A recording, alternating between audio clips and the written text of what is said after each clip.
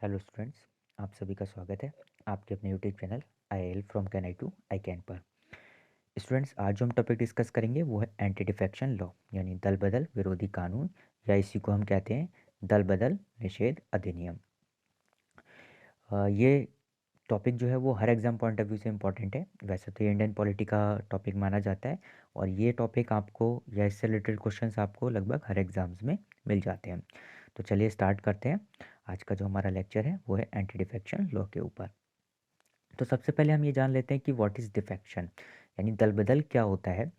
तो इसको अगर हम सीधे और सरल शब्दों में समझें तो a person who is getting elected from one political party and then he is moving to another political party is called defection. यानी कोई भी व्यक्ति है या कोई भी आप कह सकते हैं कैंडिडेट है, अगर वो निर्वाचित होकर आता है किसी एक दल से या किसी एक राजनीतिक पार्टी से, उसका चुनाव किया जाता है या वो निर्वाचित होकर आता है और उसके बाद निर्वाचित होने के बाद यानी चुनाव को जीतने के बाद वो दूसरी पॉलिटिकल पार्टी को ज्वाइन करना चाहता है या कर लेता है, तो उसको हम क्या कहते हैं, दल बदल कहते हैं। आई होप आपको समझ में आ गया होगा कि व्हाट इज़ डिफेक्शन, यानी किसी भी व्यक्ति का किसी एक पॉलिटिकल पार्टी से निर्वाचित होकर आना और फिर उसको उस पार्टी को छोड़कर किसी दूसरी पार्टी में चले जाना या किसी दूसरी पार्टी को ज्वाइन कर लेना क्या कहलाता है, दल बदल कहलाता है।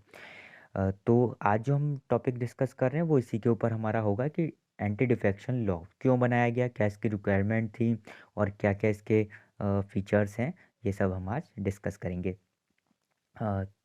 By the 52nd Amendment Act of 1985 mentioned under 10th Schedule of Indian Constitution, anti-defection law was implemented। तो पहले मैं आपको बता देता हूँ कि जो दल बदल निषेध अधिनियम बनाया गया ये कब पारित हुआ।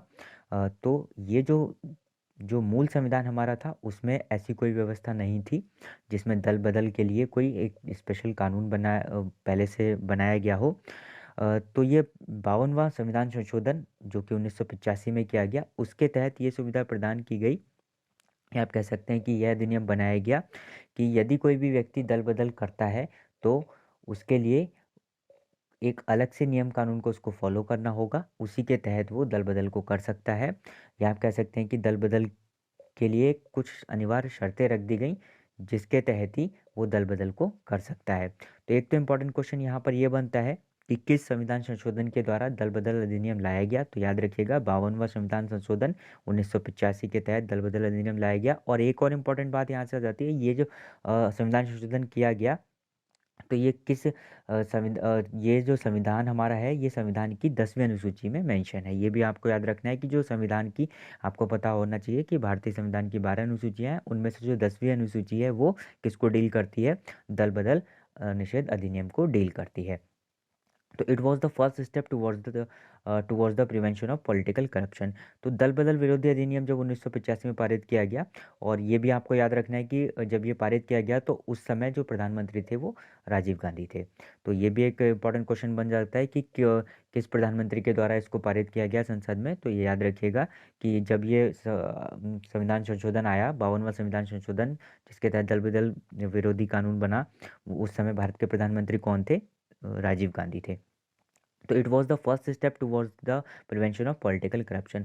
तो राजनीतिक करप्शन को रोकने के लिए आप कह सकते हैं कि जो पॉलिटिकल पार्टीज़ में करप्शन फैला हुआ था उसको रोकने के लिए यह स्टेप उठाया गया था, दल बदल विरोधी अधिनियम लाया गया था। अब मैं आपको थोड़ा डिटेल में बता देता हूँ कि दल बदल विरोधी अधिनियम की ज़रूरत क्यों पड़ी या इसके रिक्वायरमेंट्स क्यों थी।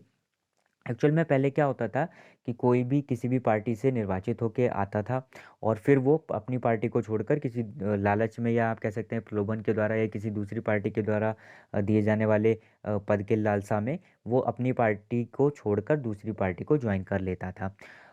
तो ऐसे में क्या होता था कि उस पार्टी के जो निर्वाचित सरकार होती थी उसके सदस्यों की संख्या क्या होती जाती थी, कम होती जाती थी, और वो पार्टी की स्टेबिलिटी क्या होती थी या आप कह सकते हैं सरकार की स्टेबिलिटी क्या होती थी, खत्म होती जाती थी। तो सरकार को स्थायित्व प्रदान करने के लिए, यानी जनता के द्वारा चुनी गई सरकार है उसको स्थायित्व प्रदान करने के लिए, उसको स्टेबिलिटी देने के लिए ही ये अधिनियम बनाया गया या ये कानून लाया गया।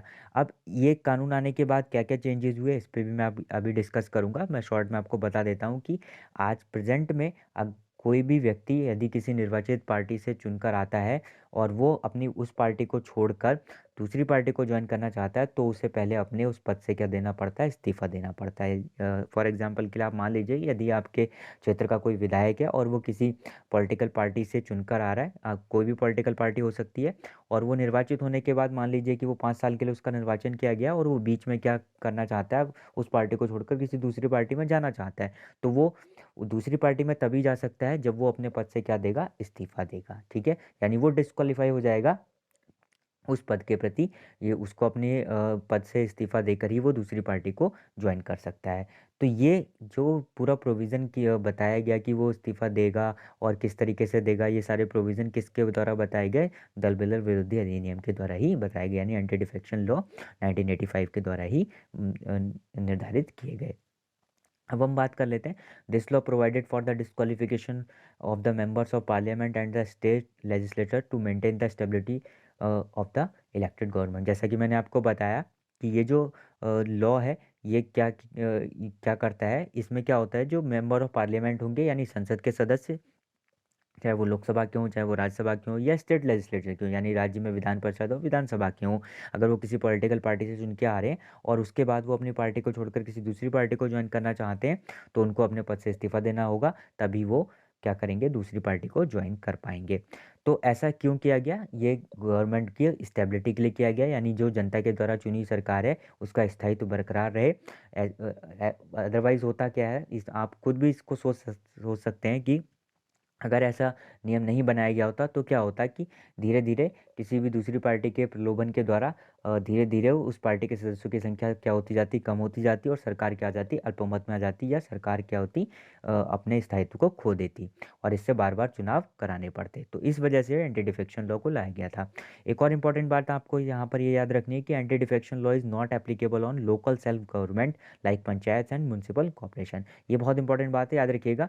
यानी स्टेट लेजिस्लेटर पे तो लागू होता है और मेंबर ऑफ पार्लियामेंट्स पर भी लागू होता है एंटी डिफेक्शन लॉ, लेकिन जो लोकल सेल्फ गवर्नमेंट होती है जैसे कि पंचायत सिस्टम और म्यूनसिपल कॉर्पोरेशन यानी नगर पालिका और नगर निगम, इनके सदस्यों पर एंटी डिफेक्शन लॉ लागू नहीं होता है। ये बहुत ही इंपॉर्टेंट बात है, आप इसको याद रखिएगा कि पंचायत के सदस्यों जैसे ग्राम पंचायत, क्षेत्र पंचायत, जिला पंचायत और म्यूनसिपल कॉर्पोरेशन, नगर निगम, नगर पालिका, इन सब में एंटी डिफेक्शन लॉ या इनके सदस्यों पर एंटी डिफेक्शन लॉ एप्लीकेबल नहीं होता है। ठीक है, ये बात आप जरूर याद रखिएगा। इसके अलावा मेंबर ऑफ पार्लियामेंट, एमपी, सांसद जो हुए, विधायक हुए, इन पर एंटी डिफेक्शन लॉ एप्लीकेबल होता है। Anti defection law was amended only once. अभी तक यानी 1985 में ये अधिनियम आया था, और एट प्रेजेंट आज तक, यानी अगर हम बात करें टिल प्रेजेंट, अभी तक इसमें केवल एक ही बार संशोधन किया गया है, और वो संशोधन किस एक्ट के द्वारा किया गया, 91st अमेंडमेंट एक्ट ऑफ 2003, यानी 91वां संविधान संशोधन 2003 के द्वारा इसमें एक बार परिवर्तन किया जा चुका है। केवल एक ही बार परिवर्तन किया गया है, वो याद रखिएगा, 2003 में 91वां संविधान संशोधन के द्वारा।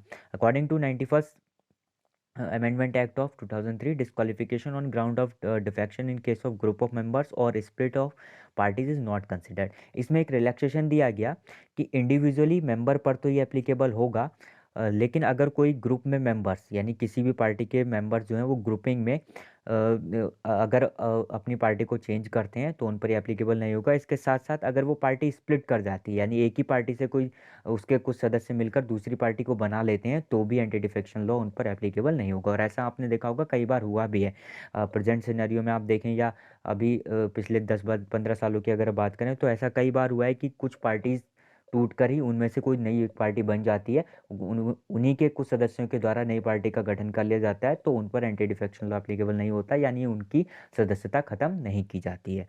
तो ये था हमारा एंटी डिफेक्शन लॉ के ऊपर लेक्चर, जिसमें मैंने आपको ब्रीफ में बताया कि एंटी डिफेक्शन लॉ किस संविधान संशोधन के तहत आया, कब उसमें संशोधन किया गया, और क्या क्या उसके इंपॉर्टेंट फीचर्स हैं। आपको अगर वीडियो पसंद आया हो तो इसको लाइक, शेयर और सब्सक्राइब जरूर कीजिएगा। इसके अलावा आप हमारे टेलीग्राम चैनल से भी जुड़ सकते हैं, जिसका लिंक आपको वीडियो के डिस्क्रिप्शन में मिल जाएगा। Thank you.